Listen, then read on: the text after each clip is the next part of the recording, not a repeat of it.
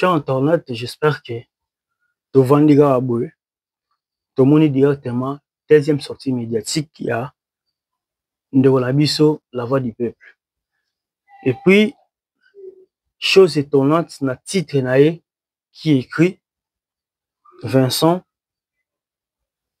à répondre belle vie, na famille Libota. On se pose des questions.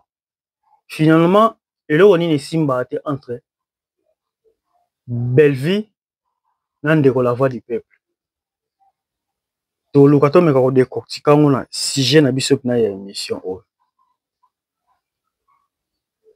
Vincent a outi ko yambela biso d'Acosta. En pleine émission, tout le monde d'Acosta, comment est-ce à Bettima sur la belle vie. Pour dire que l'émission n'a pas outi ko le, j'espère qu'ils sont dans la chaîne na biso Urgence Télévision. Bon moni, comment est-ce décortiqué? Donc d'Acosta face à Vincent, croyant que d'Acosta koko kende bandemo, mais d'Acosta yé ko koumisa le travail bien fait. Il y a belle vie qu'on dit. Par là, c'est pour cela que dans l'émission de Tienine, entre Bellevue et d'Acosta, c'est une question d'amour vrai entre frère et sa sœur. Vous comprenez? Donc, dans cette émission, où il y a cette deuxième sortie médiatique, après sortie médiatique, il y a Maman Étoile, où il y a un ba finga Bellevue parce que hier a ko jouer siga mo malam bo finga yi. Tant il y a yaka, tout le monde a directement Ndeko na biso ayaka pour la réplique. Mais la carte sa réplique wana eloko sikizala raté. Donc ayaka kaka ko laksa biso makambo Maman Étoile lobaka izalaka ya solo. Ce qu'on a deuxième sortie médiatique nae alobi aye ko répondre parce que titre na ya moi aye ko répondre Bellevue na famille Libota. Famille Libota basatakaka na ye pourquoi? Parce que bafingaka epeti. Basatakaka na ye parce que ayaka kotanga Twitter na bango. Et puis tant olobaki boyoka na kate. Et puis chose étonnante oyo koloba. Oyeko kumisela biso Bellevue ke boye papa wana eza nango ko kumisa te. Eza lokwa o rappeler biso makambo biso to yebi na ngana yo to yebi. Na ba famille Libota, na ba couple, na ba nani ba yebi ki spécialité. Donc Bellevue qu'on dit c'est vraiment une personne oiseau attendre ya comme film motatela le non écriture oyo ça va. Eza ndeto ko sala eza réplique mais to ye ko sola na bino par rapport ya sortie médiatique ya la voix du peuple et puis na titre na ndenge atie Vincent Aeko répondre Bellevue na famille Libota. Famille Libota na Bellevue. Basalio nini? Point d'interrogation.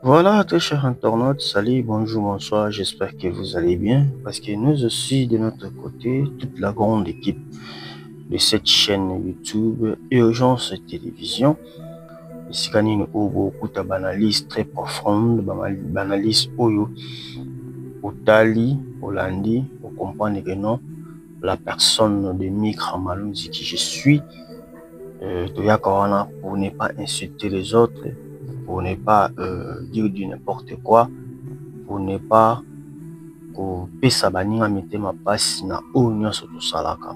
C'est pour que Motatali à comprendre que non, toujours le belali kambo ils ont un sens. Voilà. J'espère que Boebi comme d'habitude, on vous avait dit déjà que non, tout ça famille Oyo. Moko oyo dans la famille Libota ayaka ko accompagner le travail bien fait.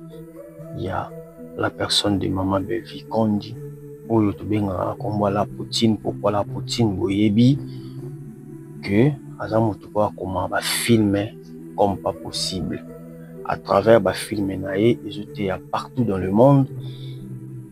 On dit non soit la filmer naé azozo leçon. Ce n'est pas kindi na lobaka ke otali film ya Maman Belle-Vie osuki no ka bon non or et pas ya Maman Belle-Vie ça une fois otali film naé o tirer pe leçon de vie le alikambo. En tout cas, non, c'est là, c'est sur bando, c'est là. Ali Kambo n'a sa boutika, non, ça là, non, ça là. Donc, azoté à partout. Voilà. J'espère que vous avez film, Nakata Belle-Vie télévision, film ou à vaccination. Voilà, le film, il déjà toujours persévère au 8e épisode. Film, voilà, ils ont vraiment filmé très kitoko, bien écrit, bien raisonné. Et c'est beaucoup de vraiment que non. Belle-Vie, elle est toujours championne na écriture. Et sika, bato bazo sanganami balemi sato. Pour basa la conception d'idée, pas comme ça, au cinéma congolais dit théâtre, ba placé sur la toile, bato batala. Mais yé asala ango yé moko. Elle prend tout son temps. Yako. Comme film, aye nango, na montage, à diriger ango.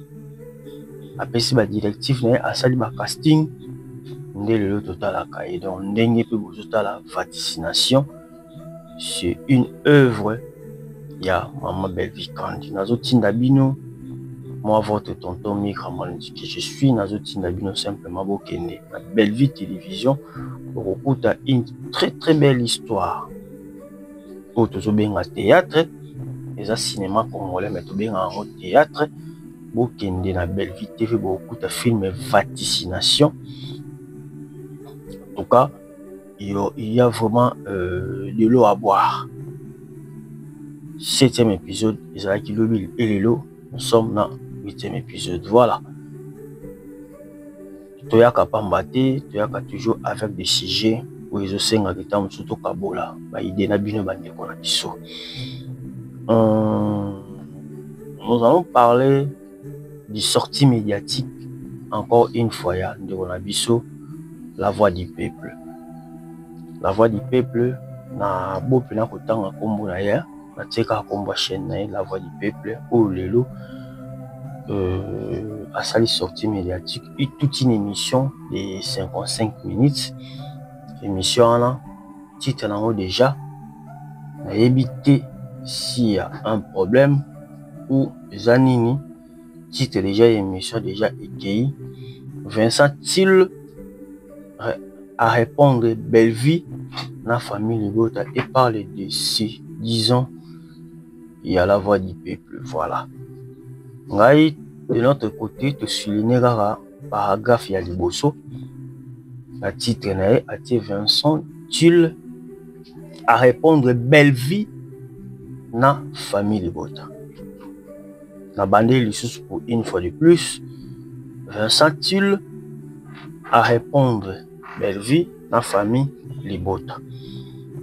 Finalement, on se pose des questions. Qu'est-ce qui ne va pas entre Belle-Vie et la personne de la voix du peuple? On se pose tant de questions. Qu'est-ce qui ne va pas entre un homme et une femme? Mobali azalaka mobali, moi ça kotika la mwasi. Et le kaliboso faut tout se comprendre. Ndeko na biso azalaka en très bonne relation avec sa sœur. La période babanda ko travailler ensemble sika obino boyebi. On a travaillé ensemble dans le service à communication. Il y avait une très bonne relation, surtout zongi sima au continent chaîne naie. Beaucoup ayamba voire même ayamba Belle-Vie plusieurs fois.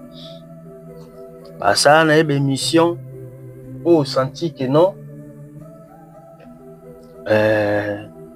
batumi ba ça la sika moko. Donc il avait cette facilité ya kozwa belle vie kosana ben mission kosana ben ba interview oyo kota pe mingi na chaîne na ti lelo pe ezalaka toujours. Mais du coup il s'est fait que tout le monde a mbala moko bato bakabwani problème ekota entre bango mibale. Problème ango ti lelo malgré tout lobaka. Mais on n'arrive pas à comprendre qu'est-ce qui n'y va pas. Mais entre les deux personnes, la voix du peuple et Belvi qu'on dit, oyo selon makanisi oyanga votre tonton Mika. Tout le monde a kaka yende mutayaka kolobaki tozalaka na problème toyoka na raté oyo tozwa mwa ba distance. Mais en aucun jour la dame Belvi abima sur la toile pour citer les noms de la voix du peuple. On a koloba dit n'importe quoi, soit koloba tani fils qui ngana to yokanarate. La personne de Belvi azo connaît toujours ko sala musala na e oyo nzamba tsaye na mutu na ye, parce que dans sa famille total interview pe kaka oyo moko a posé ka question on a koloba ke et arriva ndenge nini ko sala théâtre. La famille à Belvi bazara na besoin moi na bon peut-être na makanisi na bon moi na bango façon d'être na ye azalata ne fils qui moi une infirmière azara côté munganga. Mais il s'est fait que tant le la famille qui na ok ça la théâtre et tonaka ba na ndenge pe ndeko na ye basala ke forme moi na banga koti ina. Mais le quoi azara la ba ambition na ye le bota la sécule. Ce qui va biso va autant soutenir pour accompagner musala na ye, franchement parlant, vous allez sentir que non, toujours pour accompagner Pambade. Parce que musala ou agenda kotanga azaki na mona mutu na ye. Azaki na vraiment na mutu na ye. Ya mwana lelo nzambe pe afungoleli ba porte a commis célèbre. Maintenant mutakoma célèbre, nous devons le savoir que non, la célébrité kokutara na adversaire moko et lelo na ndenge ya kosalaki bakoma mibale batelemi sur la toile pour citer son nom tokoloba na ndeko na ye Sila. Pourquoi toloba makambo ya Sila te tozonga na liso na biso. Moi je me dis ndeko na biso la voix du peuple qui fait une sortie médiatique encore une fois de plus pour avoir un titre que Vincent à répondre Belvi. À répondre Belvi na likamboni. Est la fingi yo? Est au moins muta famille bote kutanga kombo na yo. Il y a un mois passé ou 2 mois passés, ils allaient likambo ya Maman Étoile oya ki ko prester esika oyo ki sala collaboration et pas ndeko na biso Sila. Donc ça là ake sala émission kuna a remarqué que ake ko sala ko jouer kuna après ko jouer kuna a remarqué que ngam tu na ke ko jouer mais mutu mususu azo fingama. Je préfère mieux bo finga ngai moko ki boya ko finga innocent ya batu tant bo bengi nga na refusé te na ye ko sala musala. Mais comment mutu na ko finga makambo ya lobaki yo yaki kosala mo sortie médiatique pour contrer makambo Maman Étoile lobaki. Or on a nga émission na yo ton atala ngo na sala ngo pe analyse, je me suis dit que bon mais makambo Maman Étoile lobaki mais la voix du peuple yé pe kaka kosala ni ko accompagner yango. Donc ayé pe kaka ko accompagner makambo kako yo ya lobaki et ezaki ne loko mo o échanger activité. C'est un élément où il change vis-à-vis à maman oyo ndeko na biso ya kikoloba. Et pour le lokola Belvi qu'on dit aza déjà dans toute une république derrière elle et ça le roi ndeko lo ba faire regola azana ba golo na ye fali azana ba warrior na ye et Belvi azana famille libota na ye. Famille libota ezape na bato o ba digérer ki makambo oyo lo ba ki malamu te vis-à-vis ya tête vis-à-vis ya icône na bango Bellevue. Qui va qui analyse par rapport à sortie médiatique non parce que lelo tant que ça la sortie médiatique sachez-le très bien même des bossa émission tout ça quand des bossa la émission vous devez les savoir retourner en izalaka bat boya pe ba contrer yo bat musupe boya ba kumisa makambo yo lobi alors tant que ça la bongo yango ça la qui réplique lelo bat ba vandi kimia yo yé directement pour répondre Bellevue. Bellevue a sala yo nini papa. Surtout yebi ki yo na Bellevue, il y a absolument courir les canaux les susciter parce que yo moko muto ya kana mo sur la toile. Pour ceux qui bongo pe te tuninga na biso pe tutika la koyeba ya ngote. Mais yo moko muto le kale ka be mission na yo ke non ngala ye toza en foi. Ngana ye toza boye. Ngana yo toza boye. Finalement, qu'est-ce que tu nous proposes? Qu'est-ce que tu nous proposes? Ikamunini oyo yo ozo proposer biso na mission na yo papa. Jusque là on ne te comprend pas. Combo ya Bellevue peut-être désolé ça okoleka. Toyebite. Yo moko étant producteur ya ba cinéma congolais ni théâtre posant la chaîne na yo oyo pe bandé ko produire ba film wana. Mais il s'est fait que tout le monde a arrêté parce que aujourd'hui, sans sa collaboration avec Ndeko Nayo Ndeko Sila, pour Bandako, pour tourner ou arrêter production dans cette chaîne Nayo. Aujourd'hui, production non so Bandako Sala, au même temps Sila, quelque part dans le bango, vous êtes venu pour profiter peut-être de Sila. On a mon émission au lobby. Si la hasard partenaire non à vie, tant que le lobby bon oui c'est bien bon, mais sache-le très bien que lobby to éviter. Na ozonga moi moke sima. Si la SB et bandi, na si la est mon côté. Si la avait un contrat avec Monsieur Yves Lubamba Top Vision, ou le chaîne naïe et ça la sous-souté. Na contrat wana avanda rejouer si comme mon côté wana zozongisa nazozonga mo moke na histoire avanda jouer si comme mon côté ezali na montant mo bayokanaka ke non bon le foot autant mais faut ou jouer na chaîne nanga ndetanga si saka contrat wana il y avait un monsieur au lelo ngana ko bango aza papa ya Sila nde aposaka ye basali chaîne basali collaboration. Et ça n'a pas vraiment dans ma camion c'est eux qui dit très bien.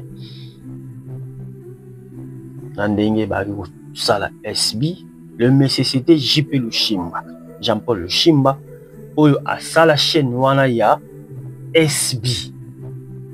C'est un monsieur oyo a yebi YouTube en casse nandenge ya savanati parce que toyebi abimisa pas mal de comédiens dans le monde de YouTube. Il y a encore baloba lelo batumso baozangisa batu tant mususu ko sunga batu na vie lelo pour un simple bakabona sila pour un simple publication lelo 25 ans oyaki la voix du peuple tant oyaki lobi na bisoke na epona ko sangisa ba comédien nyonso mais tant oye na ida ko sangisa ba comédien nyonso ce n'est pas du tout mauvais mais vous devez savoir et si kanini noyau nini o isala ke ba comédien oyo oyo ko sangisa te mais ba comédien de ba kimaka ko jouer ipa ya Sila parce que ba communicateur na ye ba banda ki ko sala c'est une fois mission mo boka salami soit sortie médiatique mo ya comédien ba oya ba bandi ko finga ye comme pas possible ba ko lobo n'importe quoi voire même en titre de rappel d'Acosta kangisa ramoko d'Acosta oyo tu ya plateau akangisa ramoko mais ya malamu izaka ki ko la toza en famille moko wana batika ka lelo petit lelo la tika parce que bakangisa ka a continuer toujours ba bêtise wana ya ko démarrer bato vous voyez mais c'est juste le Simba au hasard papa il y a Sila parce que ba vidéo ezali o baza bango mibale o pena ndenge évolution makambo bandé kokende ba calculer ba pourcentage ba mettre avocat bazalaka na makambo. Mais pour une simple publication oya salaka photo moko pour ko sangisa ba comédien avec une très belle stratégie en ezalaki ni stratégie en ezalaka a sali photo a tesila en grand format a tesila na kwa moko boye à l'attendit Exil Pechanga attendit Dinana attendit Belle Vie si je ne me trompe pas photo wana il s'agit déjà réconciliation intelligente bako sabinoté parce que déjà Exil tant à mon avis oh on va peut-être dans moto to salara na moi guerre boy mais ndeni a sali publication partie photo nanga il ngoza une grande étonnement to yesusu Belle Vie a otala ki oh na barando to za nango dina na otala ki oh na barando to nango ozomona stratégie ya malam c'était ça. Mais pour cette simple publication ça créait pas mal de problèmes. Il créait plein de problèmes moyama. Car si je vous l'ai dit, Baya, Fingaye, parce que c'est un homme de Dieu, un chanteur de Dieu, c'est un pasteur. Fingaye, Balba dit n'importe quoi, on a nengi, et a créé que, écoute, ça vend et à séparation. Mais pour le chaîne wana, collaborateur ici là, c'est M. J.P. Lushimba, Oyo, le Bakabwana. S'il a eu vendre pendant tant moulaï, en tout cas, à joie qui shit libre. Tant oyo oye la voix du peuple, oyo ko sangana ndeko, ce n'est pas du tout mauvais. Tant au moins une voix tant na shit et surtout que yé moral bango ya yebinde ba ko film été. Mais yo yé sikoyo, au bomi production ya chaîne na la voix du peuple, oye sikoyo obo sangana na sila. Ce n'est pas du tout mauvais. Mais yaka nango en tant qu'un homme. Yaka nango avec ma stratégie oye ba ko sangisa bato. Ndenge ozo sangisa la bato. Et combien de mois corruption moko boye parce que toyebi vous avez des personnes derrière vous. Et koti tina ba politicien, et koti tina ba banquier. Ou ba comme ko salaki de façon qui va combattre Belle Vie TV. Or Belle Vie TV azo ça calmement sans problème. Sans que bomo na o kingandi bozo ngsa boye asala kaneka komi film na ye. Après ko koma film na ye. Abengisi équipe technique film salami après ko salama a projeter film la chaîne na ye partout dans le monde batala. Et Sili au lieu que ezala ki o boye tant yo ye epaya ndeko oye kozwa monika musala oyo ndeko lishima banda osala yango yo poye kosala donc tolo bakutu tam si yo ndozo profiter na travail mo boye moninga sa kuna ki akona ki nzete na ye e kolie bimisi déjà mi sisa yo eka ko profiter nango. Tu comprends? Alors il faut le faire na motema malamu. Tango lobi na biso na émission na yo ke yo ndengo za bongo olingaka nini te olingaka bon na otika bino non bolanda moi vidéo oyo ya moke moi son hein, parce que le auto jouer sur le son jouer vraiment sur le son na otika bino bolanda yango vraiment et au sala bien makasi. Donc ba émission mosusu to comme osala ngo boye bo mais ça na vraiment na urgence télévision mais bobo ça na te chez Malunzi Mika studio pe ezali donc bo mais ça na ngo pena ndengo wana bolanda vidéo na biso oyo son ya vidéo connected voilà donc bazana bana zana bateau ya zangala voilà pour ces problèmes. Et puis il y a une loi où les gens oublient. On dit la loi de la sémence. La loi du karma des bateaux qui a sens qui par le bac. Où on dit où la parole de Dieu nous dit même en Galates que tous, on ne se moque pas de Dieu. Tout ce que l'homme aura semé, il le moissonnera. Les gens pensent que c'est seulement dans la semence dans les pensées. Dans les actions. Dans les pensées, dans les actions. Ce que tu penses, tu vas récolter ça. Tu penses, parce que quand tu penses à quelque chose, tu dois récolter ça. Moi, je connais toutes ces lois. Où je ne peux pas imaginer dans la par exemple, Belleville TV. Je cite le nom parce que y a 6 problème. Parce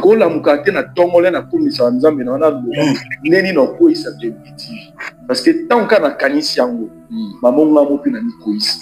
Aba Belleville TV kweya, ngamo na mikoisi. Même si na moni Belleville TV sali ba millions, au contraire, moi je me réjouis. Ça dit, frère ou ndekozo talanga, tu dois te réjouir du bonheur des autres. Et si quand on a posé au coma, so moni ndeko mo ba komi yango ba yo. Yebisa nzambe merci. Nengo komisi ndeko na ngai esika wana. Ngapela lingina. Ngapelobi. Na tie moi pose moke. Na meka ko introduire moi le moi moke par rapport ya badio ya ndeko na biso la voix du peuple. Ce qui totali na logique bon monaki combat ndeko na biso eza makasi envers Belleville. Au mon émission et azozela ba retomber nango. Azozela na ba retomber nango. Qu'est-ce que bata Belleville ba ko ya ko réagir? Mais c'est que moi je vais dire à toute la grande famille Libota. Tous à la bateau, tous à la serein. Tous à la bateau, tous à la serein, tous à la maïr. Biso to yebi combat ya ndeko na biso. Combat ndeko na biso e bandi banda place au babandara.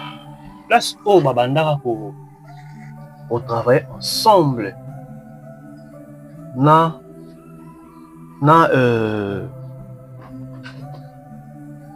la voix du peuple. Belleville na la voix du peuple. Mais il s'est fait que tant Belleville longwe na ye bitumbe bandela wana. Tanga eko sangana na sila. Oui, malgré tout, azana profia biki, musala ba osala eko tsambongo. Mais bitumba na ye photo ye bangoki ya ye izalaka contre Belleville. To bomba yango te. Po ezaka mo bichapato mo balinga kende na biso ki otenga na linga ka batu okotisi ba vexa ba bible okotisi ba nini no papa to yebi. Toza na Congo biso nyes tozo mona. Tout ce qui se passe tozo mona ozani loko asika te oyo lo bana biso tenga na linga ka te.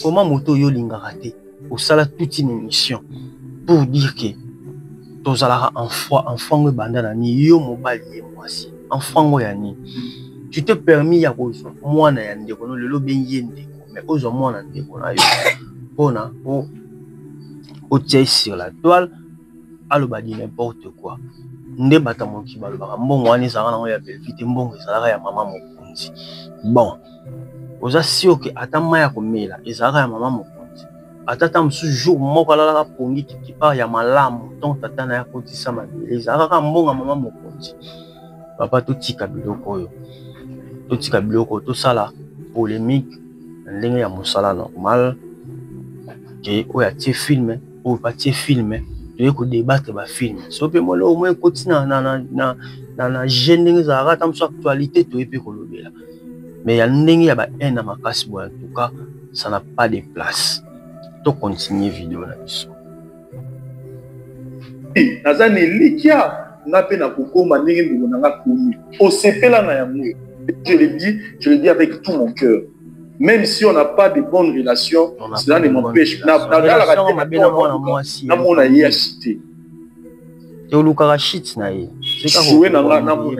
Parce que c'est une femme battante. Ngai naza na kati ya chemin oya film ici monsieur film ici monsieur Bandi. Je parlais dernièrement de ça avec Grâce de Jola, c'est ma vie cette fille oyo eza maloba oyo eza maloba moko oyo eza ya ko akobenga ngoni ya flatterie, hein. Mais ça linga bien parce que nzela ya film ebandi, nzela film continue. Film souki, film continue, eza nzela oyo.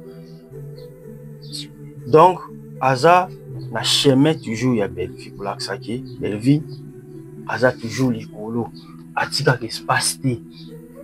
Atika ka espace te. Côté wana, peut-être na kolo banayo, ou avant ndenge uzo kolanda, likolo ya Belle-Vie ndenga sela musala. Place wana vraiment, balanda likamba malamu.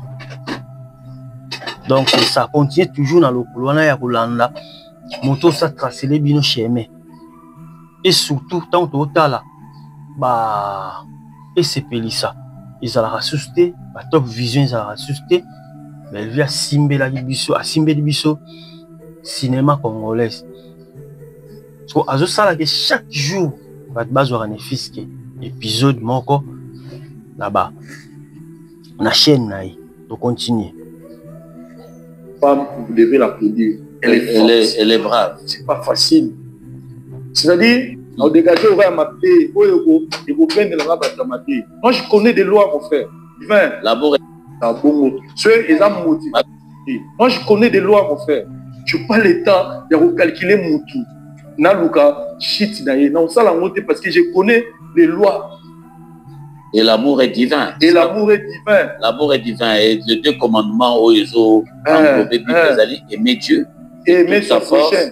C'est-à-dire, c'est pas parce qu'on ne se parle pas, on ne se parle pas, on ne se voit pas, on ne se côtoie pas. Pourquoi? Parce qu'on est arrivé à un niveau où tout le monde dit que ma divergence, c'est ça, pour le chemin, pour garder le respect. Mais ce n'est pas que je fais d'elle mon adversaire.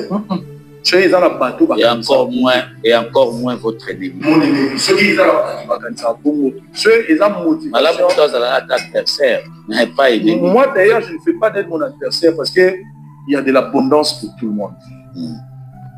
Non, si je n'ai pas d'adversaire, c'est dans le sens de concurrence. Moi d'ailleurs, je ne vis pas dans la concurrence. Moi en tout cas, sincèrement, je vais vraiment être sincère à Panayo. Moi, je ne vis pas dans la concurrence parce qu'il y a de l'abondance pour tout le monde. Donc, on a quoi ça wana azana famille azana bandeko azana bana azana bato ya zangala ukana quoi c'est problème. Et puis il y a une loi où les gens oublient. On dit la loi de la sémence. La loi du karma des bateaux qui a ça sur qui tu vas le bac. Où on dit, où la parole de Dieu nous dit même en Galate que tous on se moque pas de Dieu. Tout ce qu'on homme aura sémé, il le moissonnera. Les gens pensent que c'est seulement dans la sémence dans les pensées. Dans les actions. Dans les pensées, dans les actions. Ce que tu penses, tu vas récolter ça. Tu penses, parce que quand tu penses à quelque chose, tu dois récolter ça. Voilà. Cher Internet, j'espère que Tozoko Banabino, malgré tout, il y avait appel-moi Kotaki, Falina Yamango. Maintenant, continuons à l'issue. Point clé, on a beaucoup déjà. Quand la personne de la voix du peuple qui vient nous dire que non, Akumisa, Belle-Vie, peut-être déjà sonné et ça lui a le bon assez à sonner. Parce qu'une personne que tu n'aimes pas, une personne que tu as combattu, et puis tu continues toujours à la combattre. Non, papa, tu t'y aventure. Franchement parlant, tu t'y aventure. Papa. Belle-Vie, c'est ta sœur. Ceux qui ont quand il y a aucun de vous accompagner, la collaboration, ce n'est pas du tout mauvais. Et que ça peut bien coûter de vivre. Moi, de vivre concurrence, voilà. De vivre concurrence, loyale. Ou que ça la bien côté film, côté que Belle-Vie te filme. Allez, tu vas dire débattre non. Ah, t'as la film la biso, à côté pour na booster, tu pour na biso pour te booster raté. Que je mona et que n'a bien. Mais ce qui est comique, ya koya bando kumisa ya lokuta ko kumisa mo ya lokuto ngala lingaka. Papa, tu ne pouvais pas faire ce que tu as fait. Tu ne pouvais pas faire ce que tu as fait au bisoto yebi. Musala nyonso to mona rabat so bakabona ba musala pesi na moi. Musala si na normal bon yo tika na kwa na ngapi na tika na kwa na mais on garde de très bonnes relations parce que lobi to yebi. Na yo attend que moi na mobile quand tu dis déjà que ngala motoana to sala en froid. Ngala motoana to sala rapwe. Ngala motoana bo finalement ozoluka nini ozotsani na kati ya mitu ya bato. Ozotsani na kati ya mitu ya bato. Baloba ni conseil nini yo pesa bato donc ya ba mona bêtise autant msou ozo sala. Simanango bato ba oyoka makambo yozo ba yoki makambo yozo loba et puis ba tiens en considération. Au monde a dit que ça n'a pas de sens. Étant un homme, ça la concurrence pour loyal. Biso to boyi buzo bana kombo ya bébé parce que azamu o biso to soutenir musana ezapi na baninga pe ko bazo soutenir côté mususu. Donc ba soutenir côté mususu to tika bango. Quoi et qu'est-ce qu'on a sens il y a tous à la adversaire. To sala on la ndenga musala ki ya ko finga ka bato. Yo ya ko autant la vie privée ya bato. Parce que toujours mon ango toujours mon abato lokola ba mida ba nini ba kimbimbi ba ibutu, ils sont là pour dénigrer la personne de Belleville na musala na ye. Et puis batouana ils ont travaillé ensemble ba ko leka na TV ba lobi ba di n'importe quoi. Yo attend que moi na mobali vous pouvez aussi faire quelque chose pour que bêtise wana ici là. Mais quand vous regardez même pas un mot, il y a que vous accompagnez les bêtises. Vous comprenez? Vous voyez que le banabiso qui Belleville a ébi comme un film, a ébi comme ça la boue. Et ça m'a comme citaté. Tout le monde a ébi on a banamiki. Mais ébi que est-ce qu'on a un film à Belleville en tout cas on reçoit les leçons. Wana ezaku likambute que yakoya o bando rappeler bato gogote. On a en tout cas longola ya mo faut y attendre. Vous êtes en froid. Vous expliquer biso. Et non, oh, les Camerounais, bah, ouais, là, ils ont rendu beau. Parce que biso to yebi, oh, biso to yebi. Guerre et banda, parce que, bino, bah, place pour banda, pour ça, là, il s'est fait que Belleville a longwe, bino, botikali, et kotirando. Voilà, bino, botikali, na bino, et comme il problème, yo, na Belleville, comme on protéger place, na, oh, yo, ça, la ramoussala, aux hommes, là, là, Belleville ne mutu akolongolisa o musala be Belleville azokonia toujours kolia salaire na yo ya place pour bander ko sala non Belleville akenda na ye Belleville asala ka vie na ye azokonia vie na ye na ndako na ye avec son homme azokonia vie na ye ya théâtre oyo papa na ye na sama be na mama na ye na sama bele bapambola batika kopambola bana na bango et lelo Belleville a la famille na ye obele batel la moi na biso moi si ate tam so s'appelle konza famille na bango ozomona donc ndeko la voix du peuple ngala oya ko loba tende baninga musuba lo baka to boy na biso nani to kote continuer ko sala musala na ya collaboration ndenge musali na ndeko sila mais en tout cas pour la Belleville émission na yo soki baninga musuba oya ko taki ba oya ko finga ba oya ko sala bo. Mais la idéologie à famille Bota, tu l'as mambo finga, tu l'as toujours Kimia Ezala entre les artistes et comédiens. Ceux qui n'ont rien que soutenir Gesho, Zamba Zolo. Ceux qui n'ont rien que soutenir Ingandibo, Zamba Zolo. Donc, en tout cas, les artistes à moi, ils sont solo moi ya moké, et là ils bino de façon tout solo là par rapport à sortie médiatique y a des biso la voix du peuple. Ok, il y a une Belleville télévision, il y a beaucoup de films, il y a biso vaccination, l'autre déjà 8e épisode. Donc merci aussi parce que la Sengaki Bino, Boya peut s'abonner à l'agence télévision. En tout cas, merci parce que dans mon opinion, que non, Bozoya peut s'abonner et ça l'ing'a bien ma passe. Donc on connaît toujours pour accompagner le travail bien fait de Belleville Kandi. Et puis, on a l'agence télévision, divertissement ça na ya musique bokuta au foot au boy au likamwa ezo leka na mboka ozangisa te koloba yango pour élargir moi chaîne moi et surtout que tu en as abonné bientôt là 5 il nous suffit 500 abonnés sur ba 5 000 to kumba mona 70 000 abonnés ozomona ke normalement photo ya na sala belle vie pe koto ko abonné le wa boze bilé kote kuna pe na chez Malunzi Migra Studio beaucoup n'y toujours pour s'abonner parce que l'émission na biso o e bana koleka na 2 chaînes chez Malunzi Migra Studio et puis e bana koleka awana Urgence Télévision. En tout cas, c'était votre tonton Migra Malunzi que je suis. Merci beaucoup l'espace dans votre chaîne na biso Urgence Télévision. Beaucoup n'y toujours pour s'abonner. Bo like kaka bo lekisa ba publicité parce que ba publicité wana on nous permettre biso pe de gagner moins quelque chose. Donc, de la riga pour la sortie médiatique de la voix du peuple. Donc, je vous laisse. Nous avons pas mon labino. La tribune m'a beaucoup en polo. Donc, maman Minata Tulomba, ya Sylvine Jolie, maman ma chérie à moi aussi. Bino nyonso ba ebo soutenaka. Mais quand je n'ai toute la grande famille de Bota de partout dans le monde, en tout cas, si Dieu ne revient pas, on se revoit au prochain numéro.